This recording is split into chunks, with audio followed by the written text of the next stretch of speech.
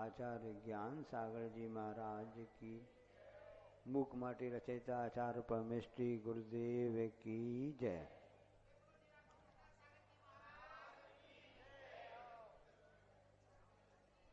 बूंद बूंद के मिलन से जल में गति आ जाए, सरिता बन सागर मिले, सागर बूंद समाए।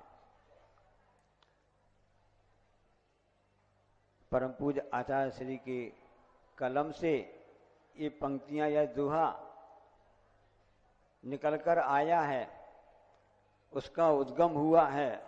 कहाँ से हुआ है? उस स्थान से हुआ है जिस स्थान से रेवा नदी, नर्मदा नदी का उद्गम हुआ है, अमरकंटक। उस समय अमरकंटक में पंक्तियां लिखी थी, सबोदय तीर्थ क्षेत्र है, उसके अंतर्गत है। वहां से नदी थोड़ी सी, आपने देखा होगा जहां से नर्मदा नदी निकलती है, उद्गम स्थल पर छोटा सा एक छिद्र जैसा है, वहां से पानी निकलता निकलता जाता है। वह नदी आगे जा करके भरूच में, और उस वहां पर जाकर के कितने बड़े रूप में वहां पे हो जाती है। तो उसमें गति कैसे आई? क्योंकि उस बूंद बूंद में मिलती गई मिलती गई मिलती गई और उसमें आ गई। देखा जाए तो वास्तव में उस बूंद में पूरा सागर समाया हुआ है, उस बूंद में पूरा सागर समाया हुआ है। उसी प्रकार से इस आत्म तत्व में पूरे ऐसी शक्ति है जिसमें अनंत गुण प्राप्त करने की शक्ति है। अनंत चतुष्टय के धनी तुम ही हो सरताज।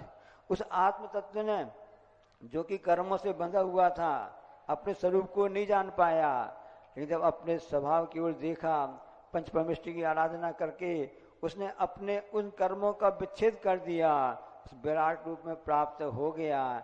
एक कहलाती है आत्मशक्ति, जिससे प्राप्त होती है। नदी कब तक बहती रहती है? जब तक तटों का वह संयोग लेके चलती है, मर्यादा में चलती है। कोई भी नदी यदि अपने तटों का उल्लंघन कर देती है तो सब जगह हम देखते हैं कि बाढ़ आ जाती है, विप्लव हो जाता है, ताई ताई मच जाती है, क्योंकि उसने अपने तटों का उल्लंघन कर दिया। बस संयम भी इसी प्रकार से तट जैसे हैं। जब जीव अपने संयम की ओर बढ़ता है, अपनी मर्यादा में रहता है, उसकी गति आगे बढ़ती जाती है, वह अपने लक्ष्य को उस नदी के समान प्राप्त कर लेता है। उस कुआं ने कहा, सागर तुम सब नदी का जल अपने पास रख लेते जाते हो, हमारे कुछ भी नहीं कहते हो। तो सागर ने कहा, समुद्र ने कहा, हे कुआं, तुम एक सीमित दायरे में रहते हो, तुमने अपने आप को संकोच करके रखा है, तुम चार दीवारी बस में रहना चाहते हो, अपने व्यापक दृष्टिकोण नहीं रखते हो, इसलिए तुम उसके अंदर बंधे रहते हो। नदी जो होती है वह आगे बढ़ती जाती है, सबको जीवन दान देते जाती है, इसलिए सागर में जाकर के मिल जाती है, इसलिए उसका विराट स्वरूप हो जाता है। ये आचार्य महाराज जी भी कहते रहते हैं कि हमको अपने मन को विराट बनाना है, मन को विशाल बनाना है, ताकि हमारे दिल में सभी लोग समा जावे।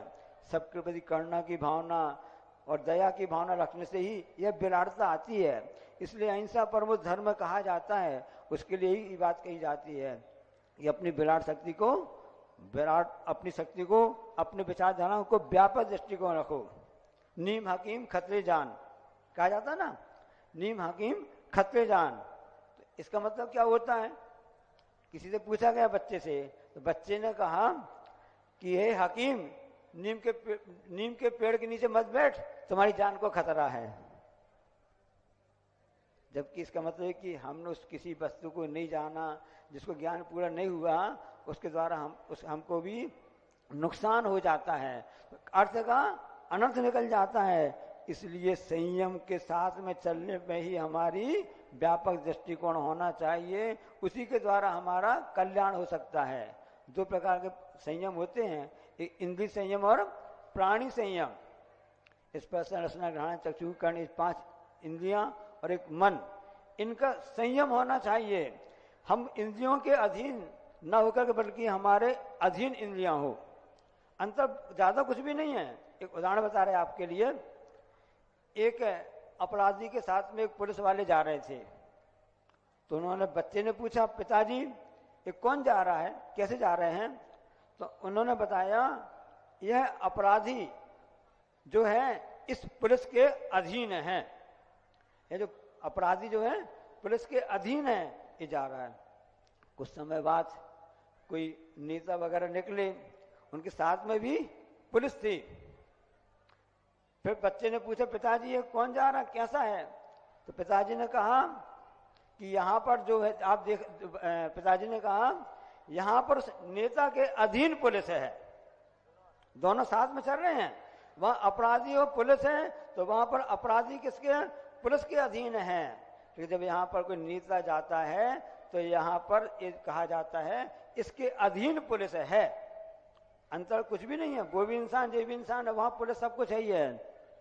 बात को समझने बस की बात है कि संयम इस प्रकार से होता है। जो त्यागी जन तपस्वी होते हैं वो इंद्रियों को अपने अधीन कर लेते हैं, जो असंयमी होते हैं वो इंद्रियों के अधीन होते हैं। इसलिए मन को ऐसा बनाओ कि मन इंद्रियों का गुलाम न बने। मन के हारे हार, मन के जीते जीत। इस ढंग से हम कर सकते हैं तो हम अपने आप में संयम का पालन कर सकते हैं। टॉफी थी, चॉकलेट होते हैं ना, चॉकलेट, दो वस्तुएं रखी हुई थी। चॉकलेट रखी हुई थी और एक स्थान पर हीरे की अंगूठी रखी हुई थी। बच्चे से पूछा, बच्चे इधर आओ, तुमको क्या चाहिए, उठा लो अपने मन की चीज। तो बच्चा क्या उठाएगा, हैं? बच्चा क्या उठाएगा, चॉकलेट उठाएगा। और बच्चे के पिताजी बच्चे से, बाप से पूछा जाए, उठा लो इसमें क्या उठाना है, तो क्या उठाएगा, हीरे की अंगूठी उठाएगा ना। बच्चा उठाएगा टॉफी, बच्चे के पिताजी उठाएंगे हीरे की अंगूठी। किसी भिखारी से पूछा जाए, उठा इसमें तुम क्या उठाना है, वो टॉफी भी उठा लेगा और हीरे की अंगूठी उठा लेगा। और किसी साधु संत से कहा जाए, इसमें तुमको कुछ ले लीजिए, आप क्या उठाना है, कुछ नहीं चाहिए, हमें तो कच्छु नहीं चाहिए। क्योंकि संत जो होता है संसार में रहकर भी संसार से विरक्त रहता है। इस संयम की महिमा है, इस संयम का प्रताप है कि वह इंद्रियों को अपने अधीन रखता है, इंद्रियों के अधीन नहीं होता है। एक छोटी सी बात बताकर अपनी बात समाप्त करूंगा। अभी सिरपुर में चातुर्मास चल रहा था, पूर्ण आचार्य महाराज जी के गुरुदेव के मुखारबिंद से राजवासी की कक्षा चल रही थी। 9वां अध्याय तत्वासूत्र पर आधारित टीका ग्रंथ है, उसमें परिचय का प्रकरण आया था। आक्रोश परिचय होता है, साधु के जीवन में 22 परिचय होते हैं। उस आक्रोश परिचय की परिभाषा आई कि उसमें अन्य लोगों की बातों को सहन करते रहना चाहिए, सहन करना चाहिए।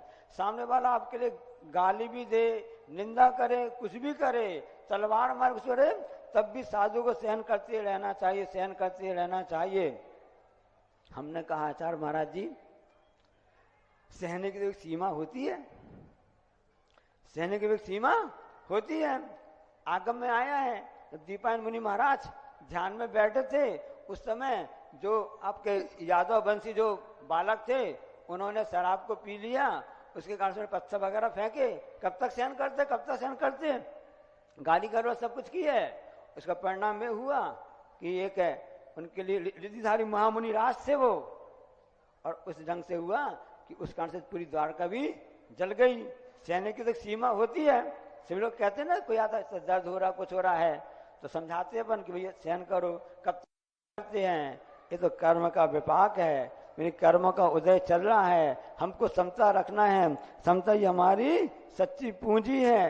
ये विचार करके वह बड़े बड़े कष्ट को सहन कर जाते हैं, अपने आदत को प्राप्त करके मुक्ति रमा का वर्ण कर लेते हैं। हम सभी भी यही प्रयास करें कि हम इंद्रिय संयम, प्राणी संयम को पालन करते हुए अपनी आत्मा के अधीन हो जाएं, बल्कि अपनी आत्मा को ही स्वरूप को जाने समझें, हम उनके अधीन हो जाएं। इंद्रियों के गुलाम नहीं बने, बल्कि इंद्रियों को अपना गुलाम बना लें। ये साधना धीरे धीरे आती है, क्रम क्रम से आती है, और इस तरह से हम इसको प्राप्त कर सकते हैं। बोलिए अहिंसा परमो धर्म की, जावाणी के ज्ञान तैं